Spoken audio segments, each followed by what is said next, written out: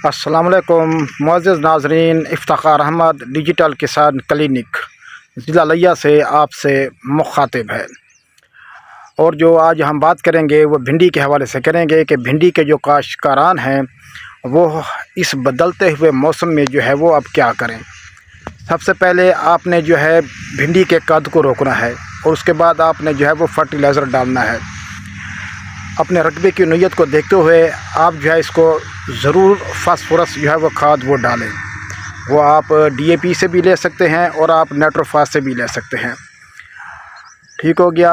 और अगर आपने डीएपी को जो है वो हल्व करना है तो फिर उसके लिए एक सॉल्वेंट आता है डेप घोल।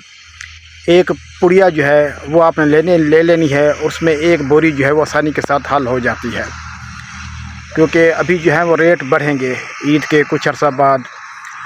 तो दूसरा जो है, एक तो ये आपका प्लान हो गया, दूसरा उसके ऊपर आपने अमाइनो एसिड स्प्रे करने हैं। और अगर भिंडी का कद जो है वो बढ़ रहा हो और भिंडियाँ कम निकल रही हों तो फिर आप जो है वो नफ्थलीन एसिटिक एसिड उसमें आपने जो है वो पोटाशियम नाइट्रेट मिक्स कर लेना है, तो वो भी स्प्रे करके आप इसके कद को जो है वो रोक सकते हैं। और दूसरा जो इंसेक्ट पेस्ट है, ख़ास तौर पे अमेरिकन वर्म, उसके लिए आपने जो है वो मुहतात रहना है। उसके लिए आप क्लोरान-ट्रेनिलीप्रोल 80 ml पर 100 लीटर वाटर डालकर जो है वो स्प्रे कर सकते हैं।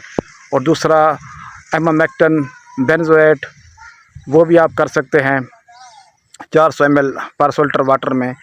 और अगर सुंडी कंट्रोल ना हो तो फिर आप जो है इसके लिए क्लोरान-ट्रेनिलीप्रोल प्लस एमामेक्टिन 80 ml पर 100 लीटर वाटर में डालकर वो भी स्प्रे कर सकते हैं। उसके बाद जो सबसेला है उसका बहुत शदीद हमला होगा, उसके लिए आप नेटम प्रेम कर सकते हैं।